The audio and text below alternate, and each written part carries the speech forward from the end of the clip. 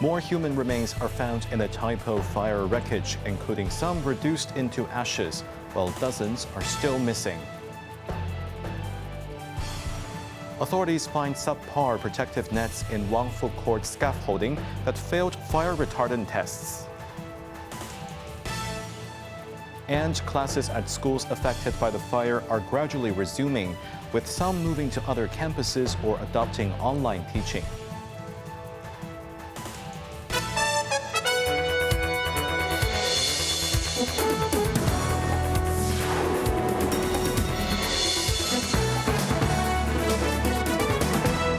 Good evening. You're watching Cable News. I'm Jeremy Zhu. The death toll from the Taipo estate fire has climbed to 151 as more remains were found, including some reduced to ashes, and dozens of people are still unaccounted for. Authorities expect the on-site search and investigation at Wang Fuk Court to conclude within 3 weeks. Jamie Liu brings an update on the search efforts. Search and investigation continued as victim identification officers and disaster response personnel returned to Wang Fuk Court. The operations have shifted to Wang Cheng House and Wang Sun House, the last two of the 7 fire-ravaged blocks. Police said all the new bodies were found at Wang Cheng House, where the fire started and among the last blocks to be extinguished. Officers said the conditions inside were especially harsh, with some of the remains incomplete and even reduced to ashes. They vowed to do their best to recover items that could help with body identification, allowing families to bid a proper farewell to their loved ones. Some families of the deceased gather near the burn site to make ritual offerings. As today marks the third and final day of the official citywide mourning period, residents continued to bring flowers to pay tribute to victims despite there were drizzles in the morning. Jamie Liu, Cable News. In a critical update on the fire, investigations have uncovered that substandard and highly inflammable protective netting was used and mixed with fire-resistant ones installed on scaffolding at Wang Fuk Court, contributing to the rapid spread of the blaze. While a multi-pronged enforcement action is ongoing, authorities have arrested 13 individuals on suspicion of manslaughter. Quentin Yang has more details. Speaking at a press conference, Chief Secretary Eric Chen stated the contractor of Wang Fuk Court renovation mixed compliant and non-compliant netting across different building levels, misleading initial investigations. He condemned the contractor for sacrificing innocent lives for petty profit. This was part of a concealment scheme uncovered by the Independent Commission Against Corruption. Commissioner Danny Wu revealed that the contractor only purchased a small batch of certified netting and installed it at easily inspected lower levels to deceive authorities, following a separate scaffolding fire in Central late October. A joint police ICAC task force is pursuing an expensive criminal investigation, arresting 13 people on suspicion of manslaughter, some of whom are also under investigation by the ICAC over the supply chain. Separately, authorities are also conducting a territory-wide safety sweep, according to Chen. The Buildings Department has launched emergency inspections of 359 buildings undergoing large-scale maintenance, aiming to complete sampling by December. Meanwhile, Security Secretary Chris Tang warned against malicious individuals exploiting social grief with false information to endanger national security. He stated that actions criticizing the rescue efforts or government support are being monitored, emphasizing that police would take appropriate law enforcement actions. Quentin Yang, Cable News. Classes have gradually resumed in part of the schools affected by the fire. Some reopened with psychological counseling for students, while those remaining closed have to send their students to other schools for classes. Evelyn Bai reports. Taipo Baptist Public School have to send 10 classes of primary 4 and 6 students to another school in Taipo for teaching this week, as their school building falls within the cordoned-off area. Other students have been moved to different schools, with some even attending classes in Kowloon. At NTWJWA Christian Remembrance of Grace Primary School, the host school where parts of the students are relocated, some rooms are assigned for individual counseling sections since it was the first day for those students at the new school, and emotional support might be required, said Principal Aoyang Wing-yan. At CCC Feng Leung Kid Memorial Secondary School, which had been used as a temporary shelter for displaced residents, half-day classes resumed to allow time for addressing students' emotional needs. Teachers have been communicating with students via various online platforms. The current situation is manageable, Principal Wang Shan said. For SKH Yunchen Mengchen Primary School, located opposite the Wang Fuk Court, online classes continue, while the school premises remain open for students in need. Kwok Wing Keung, chairman of the Taipo District Association of Secondary School Heads, said in a radio program that schools have made every effort to resume students' learning. He noted that some students have attended school despite losing their homes in the blaze, and emphasized that emotional changes following a disaster may not be immediately apparent, so students' conditions will be monitored over the long term. Evelyn Bai, Cable News. In the aftermath of the devastating Taipo fire, the government is rushing financial aid to displaced residents, announcing that most of the affected households have received an immediate $10,000 emergency cash payment. Meanwhile, a separate living allowance of $50,000 for each household is set to be distributed starting this week. Quentin Yang has more details. The 5-alarm blaze at Wang Fuk Court, while causing a significant death toll, has also left thousands homeless. Authorities are prioritizing support for those displaced in the deadly fire. Taken to the airwave, Undersecretary for Home and Youth Affairs Clarence Leung revealed that over 1,900 applications for the $10,000 emergency cash have been received, with 1,760 approved swiftly to cover pressing needs. He clarified that both owners and tenants qualify as households for the support, with any duplicate cases to be handled individually. Leung stressed that the goal is to help residents who had to evacuate and whose lives had been greatly affected.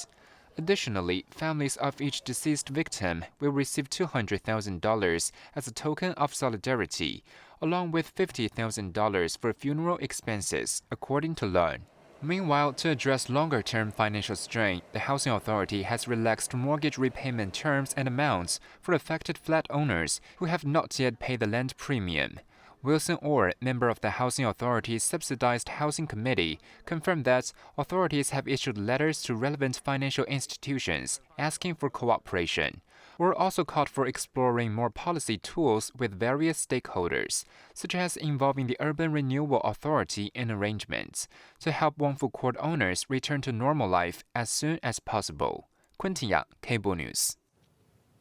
In other news, more than 200 people were evacuated after a fire broke out in a home ownership scheme flat in Tijuan Shan early this morning. The blaze occurred in a high-rise unit at Oi Wing House, where the exterior wall near the kitchen was left blackened by smoke.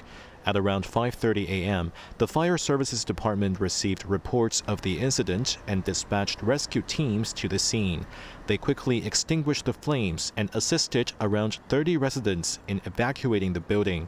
Simultaneously, approximately 200 people from other floors evacuated by themselves. 3 individuals from the affected flat were sent to hospital, suspected to have suffered from smoke inhalation. Top American and Ukrainian negotiators held a new round of talks in the U.S. state of Florida on Sunday, describing the discussions as productive despite significant unresolved hurdles to a peace deal with Russia. Quentin Yang reports. U.S. delegation led by Secretary of State Marco Rubio and Ukrainian negotiators led by National Security Secretary Rustem Umerov met at a private club north of Miami for talks that lasted for some 4 hours. Rubio expressed cautious optimism afterwards. We continue to be realistic about how difficult this is, but optimistic, particularly given the fact that as we've made progress, I think there is a shared vision here that this is not just about ending the war, which is very important. It is about securing Ukraine's future, a future that we hope will be more prosperous than it's ever been.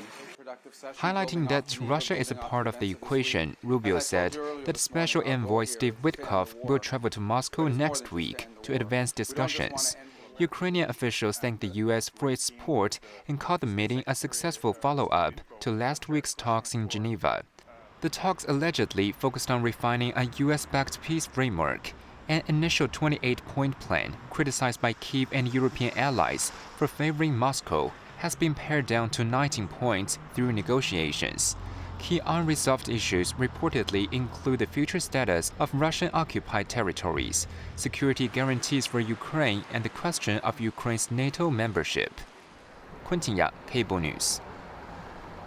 In Brazil's Rio de Janeiro, a victory parade for Flamengo, the Brazilian club's fourth Copa Libertadores win, turned into clashes between police and the public. Officers fired rubber bullets and tear gas and used batons to disperse crowds, while some in the crowd threw objects at police. Multiple injuries were reported in the chaos. Police stated that after the parade, groups of supporters repeatedly attempted to breach security barriers, saying they used the lowest level of force necessary to ensure the safety of players and accompanying personnel. But some fans insisted they were celebrating peacefully and accused police of firing into crowds despite children being present.